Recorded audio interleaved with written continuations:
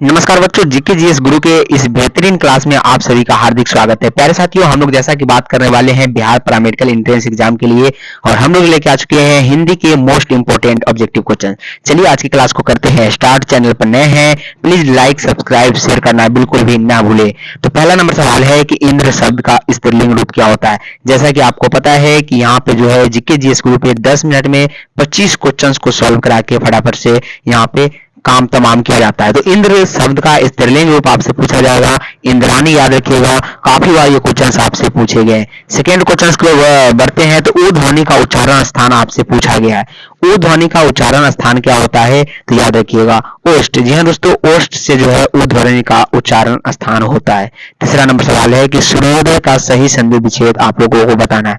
सूर्योदय का सही संधि विच्छेद क्या हो जाता है, सूर्य जर उदय। सूर्योदय का संधि विच्छेद क्या हो जाएगा, सूर्य जर उदय, यानी ऑप्शन नंबर यहाँ पे सी राइट होगा।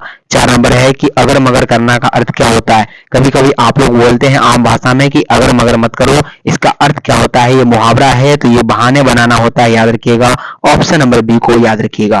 फटाफट से चलते हैं, टाइम आपके पास बहुत कम है, एंट्रेंस एग्जाम आपका होने वाला है। तो दयानंद में प्रयुक्त संधि का नाम बता दीजिएगा, दीर्घ संधि। उम्मीद है कि इस प्रकार के क्वेश्चंस में आपको बिल्कुल भी दिक्कत का सामना नहीं करना पड़ रहा होगा।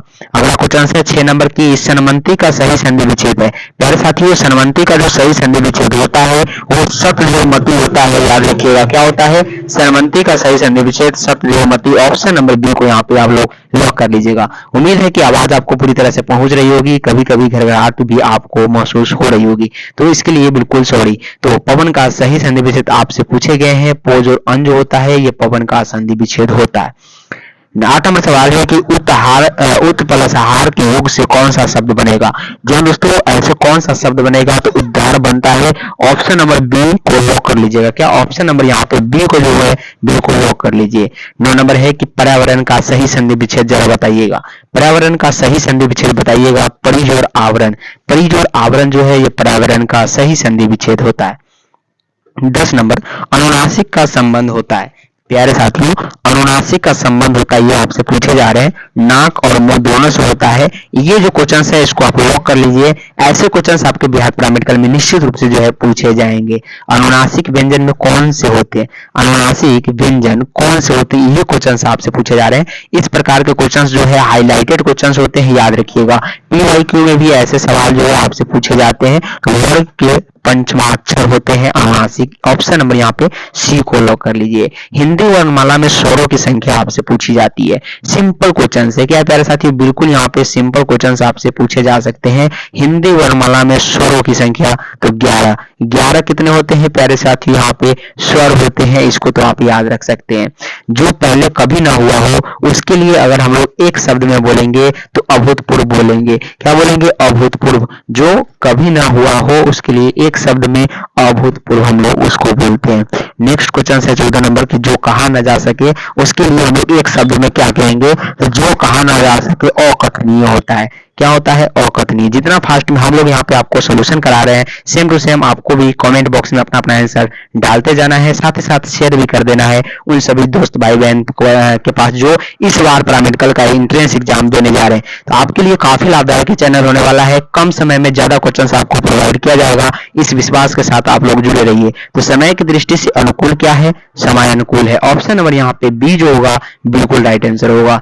चलिए नेक्स्ट क्वेश्चन की बात करते हैं। जो सब कुछ जानता है, तो जो सब कुछ जानता है उसके लिए सर्वज्ञ होता है। क्या होता है, सर्वज्ञ यानी सर्वज्ञाता होता है। जिसकी गर्दन सुंदर है तो उसके लिए हम लोग क्या यूज करते हैं, सुग्रीव। जिसकी गर्दन अगर सुंदर है उसके लिए हम लोग यहाँ पे सुग्रीव शब्द का इस्तेमाल करते हैं। पुरुष एवं स्त्री का जोड़ा क्या कहलाता है, तो दंपति। पुरुष और स्त्री का जोड़ा को हम लोग क्या बोलते हैं, दंपति बोलते हैं। ये तो आपको भली भांति पता है। कार्य को नए ढंग से करने की पद्धति को क्या कहते हैं, तो नवीनीकरण बोलते हैं। क्या बोलते हैं, नवीनीकरण। ऑप्शन नंबर डी को बिल्कुल लॉक कर लीजिए। जंगल में लगने वाली आग को हम लोग क्या बोलते हैं, दावानल बोलते हैं। क्या बोलते हैं प्यारे साथियों, दावानल। ऑप्शन नंबर ए को लॉक कर लीजिएगा। और ज्येष्ठ का विलोम शब्द जरा बता दीजिएगा। ज्येष्ठ का मतलब प्यारे साथियों बड़ा होता है, लेकिन कनिष्ठ का मतलब क्या होता है, छोटा होता है, यानी ऑप्शन नंबर यहाँ पे सी जो होगा बिल्कुल राइट होगा। गमन का विलोम शब्द आपसे पूछे गए हैं आगमन। विलोम के मतलब हमने कई बार आपको बताया था उल्टा होता है, तो आगमन, गमन और आगमन इसका जस्ट उल्टा हो गया। नेक्स्ट क्वेश्चन, अवनी का विलोम शब्द जरा बताइएगा, तो ये अंबर। अवनी का क्या होता है विलोम शब्द, अंबर होता है। सेकंड लास्ट क्वेश्चन है, श्री गणेश का विलोम शब्द बताइए। श्री गणेश का जो विलोम शब्द होता है इति श्री होता है। और आज का लास्ट क्वेश्चन 10 मिनट के अंदर, उम्मीद है कि 25 क्वेश्चंस को हमने यहाँ पे सॉल्व कराने का प्रयास किया है, याद रखिएगा। तो अत का विलोम शब्द जो होता है इति होता है।